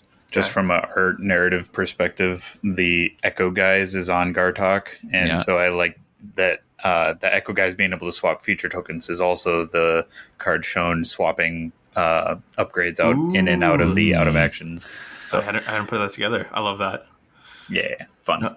This is my favorite card in the deck. I love this card so much. The fact that you can also, like, essentially pay for it with a upgrade that is in your discard pile is really cool. So there are those times where you are in the end phase and you're like, I don't have the glory for this upgrade, but I really want this later. So you have that moment where you feel pressured to hold it and draw 4, right? To get you up to 5. You can, knowing that this is in your deck, you can be like, I'm going to have another chance at this later, hopefully. So it eases some of that pressure. But if, somebody's dead and it's like, oh no, like, I don't want to give them a card from my hand. Then when I said paying for this, it's like, I'm going to pull something off that dead fighter, add that to my hand. And you know what? That dead fighter can have this card I didn't care about for my discard pile. Like, go ahead. Yeah. Again, talking about the games I've been playing a lot recently, I'm like, I have Glory Seeker in my deck, and I'm fighting against Hexbane. It's very unlikely I'll ever need this. So all of a sudden that becomes fuel for this, Yeah. And you have 6 masks. There's a chance, like, if you're running all 6 masks, right? There's a chance you don't need to put that 5th or 6th mask into play, right? Mm-hmm. And all of a sudden you kind of feel like that's a little extra drag. You're happy, that the numbers were there to guarantee that you had, the 4 or 5 out that you have, but you don't need that additional mask, like, fuel for the fire here. And this can save your mask game plan. If you haven't been lucky enough to draw the masks that you brought, but you drew this and you have a mask and a dead fighter that you really need, to score, either have 3 or, outnumber them, you can get that back. Oh, or even, let's say you have a fighter that died and they need you to be able to, you're like, gosh, I really wish I could bring that guy back for one more moment, or or more than that. But then you can sneak a mask onto a dead guy, use Maskborn to bring him back, and do a thing with that fighter. Like a lot of fun. Dude, this deck. a lot of fun stuff to play with. Absolutely. All right. Well, let's jump over to another gambit here. Let's talk about taking over, because we talked about how the actions on the masks may not always feel worth it from an action economy standpoint. You don't really want to spend the activation on it, but you really want that benefit. That's what taking over is here for. It is choose a friendly fighter with a mask upgrade that has an action on that mask upgrade. The chosen fighter makes that action. So all of a sudden, all of those actions feel a lot better when you can just activate one of them in the power step. And I think that's really cool. Yeah. I think there's so many times that I'll see a mask go down and be like, that's fine. I'm okay if they got to spend an action to do that. I really hope they don't have taking over in their hand, because all of a sudden now I'm in a huge dangerous situation. Which masks do we really fear this being used on? I think if Frostbitten Veils on a big boy fighter and taking over comes out, I'm just like, oh no. Or even Vitrix's Eye, and you're like, okay, I'm gonna have time to get away from that, and then taking over comes out and fires. It's just, oh no, I'm firing my laser. Yeah. Or even, I think the Howling Hood, we talked about that being like it's a fine. That is an amazing ability to use at Gambit speed. Agree. A push 2 and stagger. Whew, boy. Howling Hood. Yeah. Absolutely. Yeah. Or even just like all of a sudden that great strength is activated. You don't I know you thought I had to wait for that and you thought you were safe, but no, we have the +1 damage right now. Yep. Yeah. One bummer is Envy Shroud offers nothing for this, so there's really only 5 masks that work with taking over. Can't play nice, Envy. Yeah. Thematic. Well, Skylar, now that I, despite your protests, stole from you anyway. Oh no, you just did taking over. Never mind. Wow. I am going to double dip though. How dare you? And talk about Scrabble in the Dirt. Okay. So Scrabble in the Dirt is a card I was initially a little cold on. Pick a gambit with the Malevolent Masks symbol in your power discard pile. And add that card to your hand, then discard 1 power card. So Scrabble in the Dirt allows you to get back one of the great cards we've been discussing at the cost of 1 other card. And I'm happy to see that it's 1 power card and not 1 gambit. Because again, if you have an upgrade that you don't really feel the need to use at this particular time, it can pay the cost of Scrabble in the Dirt. Whether that's an upgrade you don't care to see again, or an upgrade you'd like to get into the discard pile for when you use Revealed Aspect in a moment here. Yeah. I think that the gambits are so good in this deck that adding Scrabble in the Dirt, if you're going heavy into your Malevolent Mask gambits here, I think Scrabble is a fine include. I think you'll find creative ways for it to work for you. You'll just hate to see it in that opening hand. Yeah, I think I was in a similar boat where first glance I was like, I don't know. But then I think back to some of the Grimwatch builds I've run that had 1 or even 2 ways to go retrieve cards. There's a Death Grand Alliance and a Grimwatch one that lets you do that. And I'm like, man, I've pulled off some pretty amazing moments by using those. Is that Plundering the Grave? Plundering the Grave, and then like Recycled Riches. So really pulled off some pretty awesome effects for me. And we've just talked about how excited we are about that. Like imagine triggering any of those things we just talked about recently, like hitting taking over twice in a row can really make some amazing things happen, or I don't know. There's just a lot to happen with that. So I like the options that it provides. I'm imagining Good like call. a Storm of Celestis, using like equipping Echo Guys onto a feature token, swapping that one with taking over, and then their activation, they move over onto another feature token, play Scrabble in the dirt, use taking over again, swap an objective. Now they're like, they have what they want now. Come to me. Absolutely. Yeah, good call. Brian, we're gonna pass remaining ploys over to you. What do you got? So I'm gonna go with Hooded Instinct, or Heated Rush. Sorry, Hooded Rush. So Hooded Rush reminds me of Heated Instinct. Choose a friendly fighter with one or more upgrades. Push the chosen fighter 1 hex. If the chosen fighter has a mask upgrade, you can push the chosen fighter up to 2 hexes instead.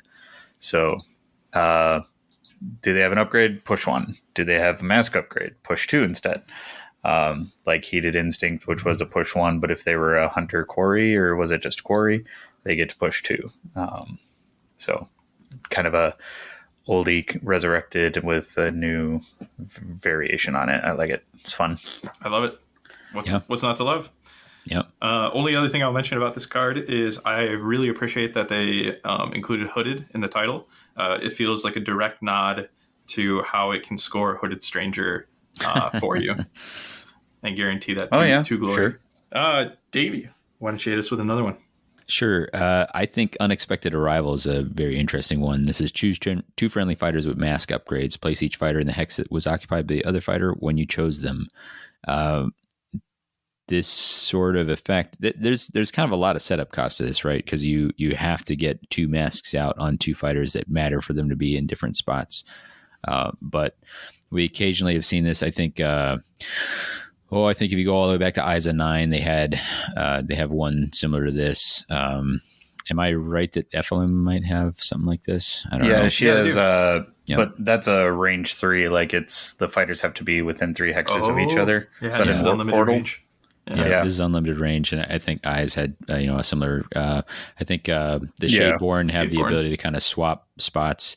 There's some really big brain plays that you can pull off with something like this. And that's pretty exciting. The most obvious is like I've charged somebody forward. People have discounted that fighter as being like, well, okay, that's fighter is charged and they have too many other fighters. That one's not going to do anything else. Well, all of a sudden you swap that out with somebody who's like a combat threat, and now you've got that combat threat like way ahead in a dangerous spot. So absolutely. This feels like one of those big brain cards where you can really trigger some big game changing moves with it. My thought was launching Lassavir into the opponent and then swapping her for Vexmore. Yeah, boy in town. Yeah. You can use somebody, and this is essentially the example you just provided, where you've got somebody speedy to get you to an objective, but like all they have to offer you is speed. They're not going to be able to hold that, and then just flip their place with somebody who absolutely is going to be able to hold that for you. Yeah. Maybe even somebody who's already on guard. Yeah. Yeah. Or maybe, some random goblin gets in there, and then all of a sudden there is a Snark Sour Tongue spinning around with Envy's Shroud, and you're like, 4 wounds on 3 dodge, boo earns. Yeah. A warband with scything. It's like, I'm going to send this one guy in there, no reason, and then for my next activation, I actually swap. That person now has scything. Yeah, that's a good point. Snark loves Envy's Shroud. Yeah, he does. All right. Yeah, I mean, go ahead. Actually, no. What were you? No, I had a thought but it's a bit of wrap up thought. So. Cool. All right. I'll steal one from Skylar. I'm going to go with Unveiled Ambitions. All right. Search your power deck for a mask upgrade. Reveal that card and add it to your hand. Then shuffle any remaining cards in your power deck. So, not able to get that mask in time? Here's another option. It's kind of like similar to Revealed Aspect, helping to focus your objective decks or power deck so it's more reliable. I think that's really valuable in a deck that is requiring specific upgrades to come out. I would be remiss to not mention that if you're familiar with Magic the Gathering, this is a tutor, and Phil was elated that a tutor has made it into the game and is here to make sure that your mask game plan can stay online, and you can specifically, like, it's not just about getting any mask. It may be, Right. but you can go get whichever mask you'd like. It's not the first mask you encounter. Yeah. And that's what we've seen before is, like, go until you find an illusion, pick up that illusion. This is like, we talked about how specialized these mask actions are. Well, do you really need the Echo guys to set up exactly the situation you need? All right, go get it, Absolutely. All right. Well, I'm actually going to close out the gambits for us here. So we can talk a little bit about the remaining upgrades that this has to offer before wrap up. So with gambits, I'll just mention additionally, there's Shuddering Violence, Possessive Crouch, and Funneled Soul stuff. Broadly, Shuddering Violence is an extremely good accuracy tool that benefits even further from if you have a mask. Possessive Crouch is a way to give a guard token during the power step, but also stagger anybody adjacent to whoever's receiving that guard token, assuming there's a mask there. So both of these offering you something with a bonus if you have a mask. And then lastly, Funneled Soul stuff is a card to leave at home, everybody. Hard dislike. It can heal one from each fighter with a mask upgrade, but at the cost of dealing 1 damage to every friendly fighter that does not have a mask upgrade. And it has to, in order to work, in order for you to play this card, deal at least 1 damage to a friendly fighter. Yeah, so the heal is optional. The pain is not. Exactly. All right, so let's jump into what upgrades this deck has left to offer outside of masks. So there's only 4. Are there any that you two would like to highlight? I think Dark Humor is a solid one. So this is, you can reroll 1 defense dice in this fighter's defense rolls. If this fighter has a mask upgrade, you can make the following reaction: Mocking Laugh reaction. Use this after an attack action that targeted this fighter. If the fighter's defense roll contained 1 or more critical successes, push the attacker 1 hex.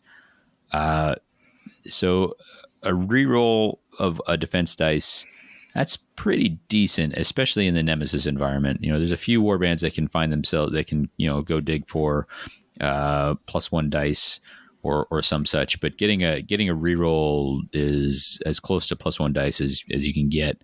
That reaction's likely to only go off on fighters defending on multiple dice, but that can be huge. If you have somebody who is sitting, let's say they're attacking you with a range 2 or 3 action, and they're sitting right where they want to sit. Maybe they need to hold a particular objective. All of a sudden you put all this pressure on, like, well, gosh, if I make this attack and this fighter that has a reroll on defense gets a crit, they're going to push me into a vulnerable position of some kind, maybe bring me into attack range, maybe get me off the spot I want. I like the head games that provides. So I think as defensive upgrades go, especially in the context of this deck, I think it's very solid. I like it a lot. And the art is gnarly. Agree. That smile. Yeah. Absolutely. I'm going to jump in with Menacing Posture. I always love being able to push after an activation, and that's what we have here. We have reaction after this fighter's action that pushes 1 or more enemy fighters. Push this fighter 1 hex towards one of those fighters. So this could be Howling Abyss action. That allows you to push with Menacing Posture. But most of the time, this is going to be, I drove them back, and therefore I'm able to then occupy that place. I really like that in a deck that leans into hold, because that means you can knock somebody off an objective and then immediately occupy that spot. I particularly like the wording, though, because it can do interesting things for people who have access to pushes that aren't drivebacks, like Tamael, for example, can run in range 3, pull you to where he really wants you, and close another hex of distance. So I like that card. And then Brian, Which of the remaining two would you like to highlight? Yeah, I'll take Displacing Figurine. This has got its own unique action. It is not a mask, but Displacing Figurine action, pick an objective in an empty hex. Place this fighter on the objective you picked. Give this fighter 1 charge token, then break this card. So a teleport to an open objective. I think fittingly they put one of the Seraphon Lizardmen on there because I think they are interested in that. Agree. Well, and they have that ability in one of their ploys today, right. I think. Yeah. Lords of Space and Time. Yeah. Time and yes. Space. Yeah. There it is. Yeah. We got you, Phil. It's solid Wibbly card. wobbly, timey-wimey. Absolutely. Solid card. It's one that I don't know if you're running all 4 masks. If you feel the need for all 6 masks. Whoops. I meant which one does he include as a mask? I meant 6 masks, 4 other things. Numbers are hard. But I feel like we're going to see this and it's going to do work. But there are going to be plenty of people running the mask decks that kind of just leave this one out for room for their own upgrades that they're bringing into the mix. Yeah, it's certainly not an auto include, but if you need more teleport tools or your warband really wants to be the most agile, because part of it could be that you might start out passive in your own home territory, but once they start invading, you might want to yeet yourself to the other side of the board. Yeah. I think where I struggle with this one is that it is an action, and I think that's a fair cost for what it's asking of, or what it's doing for a player. But the fact that if you're bringing a ton of masks, right, and they all have their own action, it's another upgrade that's asking an action of you. However, this probably sees a lot of play in Championship. Oh my gosh. Right. Yeah. That's what I was going to say. This feels like a maybe it doesn't even need to be a mad scientist build. No, just your key holder build. This feels like something that goes off in Championship. And I totally agree. I think if you've already invested in your 6 masks, man, those remaining 4 upgrade slots, you are really looking for some just like straight value. Like I've got enough tricks in this deck. Now I need some just, unadulterated good value out of the other ones. And this is maybe an early cut for me. But I could be wrong. Yeah. I'm right there with you. All right. Well, since you either love it or you don't need it at all. Agree. Well, since we run down 31 cards, we might as well also run down Unassailable Stance. Sure. This is -1 defense to a minimum of 1. Rolls of shield and dodges are successes in this fighter's defense rolls. This card doesn't set my world on fire. This doesn't do much for me because a lot of the time that's either bringing you down from 2 to 1 or that's keeping you at 1 and just kind of increasing your odds of success there. But I feel like either way, when you're at 1 defense dice, it's not a basic success you're fishing for. Yeah, this is best on like a 1 dodge fighter because then you get both shield aspects. But I would caveat that this is best on a 1 dodge with a reroll fighter, and there's just a couple of those around. Hey, Skaith. Yeah, Skaith. I think Mad Mob. Somehow, Skylar, how are those both warbands at you? And this isn't lighting his world on fire?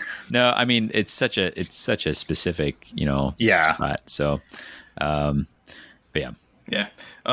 If one day we get an upgrade that says -1 defense dice to a minimum of 1 and successful rolls count as 2 successes, like basic successes, then I think I'll be excited because now you're doing a little bit more against incoming attacks than just hoping for your crit.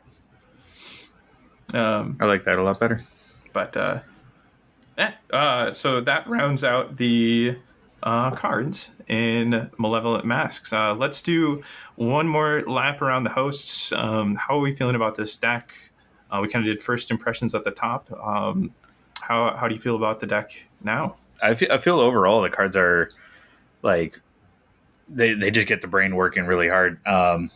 Initially, I wasn't seeing it, but the more and more we talk about it, even here, every time you revisit you see more and more possibilities out of the objectives, ploys, and gambits, or objective ploys and upgrades. I only think there's one stinker in each that I'm just never going to include in the deck. And the rest of them, it's like might not work for a Warband's playstyle, but it's an incredible toolkit of a deck. Agree. It really gets the creativity flowing for me. And something Davey mentioned earlier, in initial impressions, was it kind of felt like Void Curse Thralls, and that it's got these internal synergies, like this ecosystem of masks asking things of you, and essentially being this self-contained puzzle box. And I love that here. I agree. First impressions, final impressions, it feels that way. It feels more akin to something like that Void Curse Thrall's design space. And I hope we continue to see puzzle box decks like this. I really like it. Yeah. For me, I maybe two core thoughts. One is that the art, it just slaps on this deck. I really love the art on this. It really pulled me into the story, the theme of this deck. I thought it was incredible. So tip of the hat there to that whole design process. Agreed. And then the other is that I really like the tension within the build, because we're used to seeing these decks that let me say this. This is a deck that says, hey, the upgrades are important, right? Like that just, if I was explaining this deck to somebody, I would say it has 6 masks. They're important to the rest of the deck. And your first thought is like, oh, it's a Voltron deck. But this is explicitly not that, right? Like this is, you cannot, you even if you wanted to, you can't stack these masks on a single fighter. And a lot of these effects are really powerful if you were to put them on a single strong fighter. Like we talked about the if you get the Frostbitten Veil effect to go off and somebody's got infinite rerolls, that's great on a fighter that you want to have attack a whole bunch of times. But this deck is pushing you in a different direction. The objectives really kind of seem to prefer you to have like quite a few fighters. And so I like that there's the push-pull of, hey, this is really good if you can power somebody up, but it's pretty hard to power up just one single fighter, and you better find a way to make like multiple fighters be contributory to your game plan. And so I think of decks that I've seen come out, this is the one I'm as excited as any, if not more so, to see people experiment with this. Like I feel like this one could go in ways that I don't expect, and I love that. I love that feeling of the unknown with this, and obviously at the time, if you're listening to this as we release, we've had a little more time with it than anybody else, and the fact that we still see all this unexplored possibility is a really exciting thing to have in the game. Yeah, with the upgrade Voltron thing, we've seen like the Urgrub Voltron. We've also seen there is some Arena Mortis card that, like, the more upgrades you stack, the more Silent Relics? Or yeah, Silent Relics, but I was thinking more like not Silent. There was one card that Ripa really took advantage of. I forget what it is, but the more upgrades you stack, the more Voltron they get. And I think like Voltrons can still look at these cards and want to use some of them, and they will, like Frostbitten Veil, but it at least requires that one action be spent, you turning it on for that Voltron. So it's not all benefit for the Voltron fighter. So, but it really does incentivize putting it on more of a Horde Warband, spreading out the utility of these masks, which I think is really cool design space, so that we didn't just see these used in a Voltron abuse build. Agreed. Yeah, I mean, I think they had a incredibly challenging tightrope to walk to build this deck, and I think I'm impressed at the work they did. Yeah, and I think the tightrope might have been what I was saying is just kind of like a bunch of limitations to conventional ways of thinking that I was coming into this deck with that initially had me not so hot on it. But now I see its niche and like what warbands that seem to be struggling right now could really use this to their advantage, and other war bands that aren't necessarily so desperate for that kind of help are only going to get limited benefit out of this. So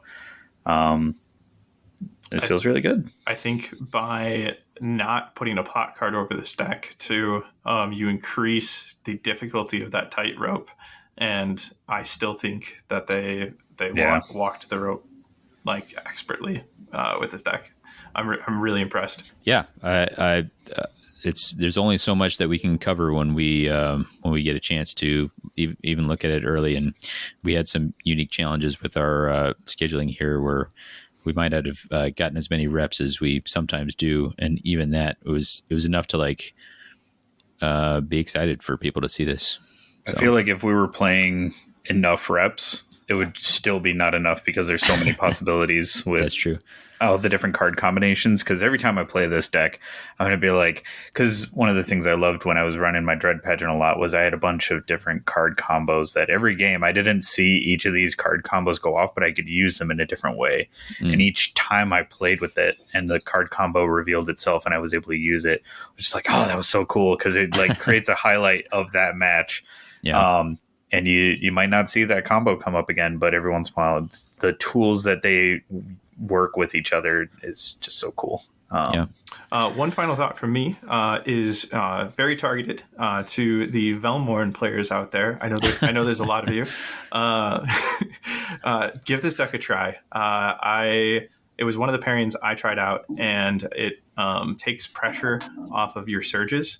One of the problems I find when playing Velmorn is they really want you to kill. There's so many kill surges and stuff like that, and this balances the other objectives that they can bring to the table and gives you a really interesting build. Like try it out. I think you'll have a lot of fun, and I think you'll find success. I think we've kind of talked about like pairings throughout, but I definitely think that Resurrection Death Warbands are going to be the most satisfied with this, or potentially even abuse it. We'll see how that pans out. I'm going to just pause you. Are you saying Resurrection Death Warbands, or are you saying Resurrection Warbands in general, like any warband that just because that's true? Resurrection, but Death typically has the most. Sure. They have the most efficient ones, especially with like Exiled Dead just being able to do it along with a dance and get a fighter back. And Mask's not necessarily requiring, like, you could put a Mask on Markov and sit him in the back with Echo guys, and now he's able to swap objectives around like crazy. I feel like that could be one of the most abusive versions of Masks. But we'll see how that goes. I do think that it might not be necessarily a meta breaking problem, because I think Void Curse Thralls counters this deck really hard with Void Cursing fighters. Yeah. It's going to be tight. It's going to be really cool. I think they're Nemesis. Yeah, they are Nemesis for sure. Yeah. It's going to be great. And abusive is a strong word. I think there's going to be a lot of fun builds. Yeah, but I think that word might just get tossed out a lot, and I'm just kind of jumping to conclusions. But abusive because opponents might see the Mask player doing all these crazy combos and just think, this is busted in half. But it's like the card combos and tools, like it's not always doing the same combos like I was talking about, but yeah, it gets me excited. And it, like I said, I don't think we could have done enough play testing because the possibilities are endless, and combinations and timing. Just, it's so much variability and fun. Agree. All right, Davey, take us home. That's been our episode on Malevolent Masks. I hope that you are excited about it as we are. Look forward to playing against it. I think it's going to be a great addition to the Underworld's ecosystem. If you want to talk to us about it, you can talk to us. Our best recommendation is at the Discord. We always have a link to that in the show notes. You can also get us at WTHcast on the site formerly known as Twitter. We're on Blue Sky if you're there. whatthehexcast@gmail.com if you prefer email. If you want to talk to us face-to-face, go find us at LVO or Adepticon, or come to Madison for one of our quarterly events. You can check out all our content on themortalrealms.com, including the blog entry, which has all our hot takes on this deck, card by card. Of course, we thank the Mortal Realms for having us on their network and allowing us to be part of that whole set of podcasts. Coming up, you have already heard the Stab Boys coverage. We will be going to LVO, so we'll have some coverage of that. We have a couple moving pieces as far as what you're going to hear in between. As far as LVO coverage goes, we have a lot going on there. Obviously, we're going to take part in a Nemesis Grand Clash. We're going to take part in a Rivals event. We're going to have the Pink Slip event with Underworlds Underground. And we have a lot of ideas about how we might be able to try to cover that, like maybe with some live coverage. If there's a way, if there's something you especially want to hear with that. I'd be interested. Yeah, I'd be interested to get feedback. Or if our listeners would rather we break down the Pink Slip game afterwards with Underworlds Underground, or if you guys would be interested in some uncut live coverage, whether it be live or just recorded live.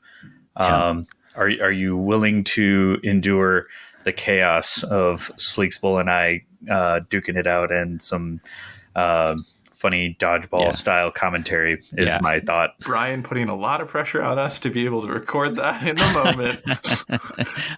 I'm just saying, like, I'll pack my microphone, set it up. Is that something that people are interested in, or do they want more controlled? Gosh, man, I think we got to try. And if it's a disaster, then we'll release it on Patreon. Yeah, I would still listen to it. For giving us money is this terrible recording. I don't know. I'm super excited for LVO. It's gonna be some great Underworlds, and I have not been able to play in person for a while because of work and scheduling stuff. So it feels all the more tantalizing as a result. So. But yeah, let us know what you're excited to hear about as far as LVO goes. What we're going to try not to do, we did a whole bunch of worlds coverage. We're going to try not to focus too much on any one event. So rather than do like a build up to it, I think we're going to try and just do coverage after the fact, hit the highlights of that, just to try to keep it universal. But we're always open to your suggestions or your requests. But you have to make those known to us. So, gentlemen, you know what time it is. Is it texty flavor time? That is exactly. That's what we call it, right? It is. Yeah, you nailed it. You got it in one. This is a quote that is attributed to one of the masks, which I gotta say is one of my favorite things about this desk. I mentioned how much I like the art. The flavor text is really great on this deck as well. This is a quote. It's attributed to the Echo guys. I'll be right back. Here, hold this. Is it revealed aspect? It is. Got it in one. Excellent. Yeah. I called it out earlier. I knew it. Yeah. I was going to see how dedicated you were to that. But all right.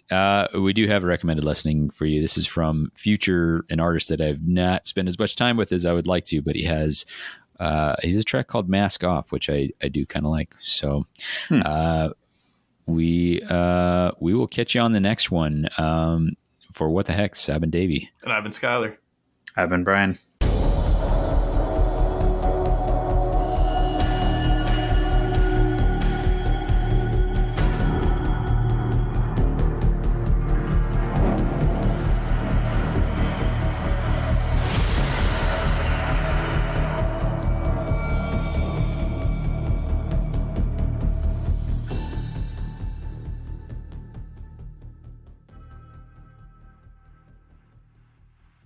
To help offset that, hold on.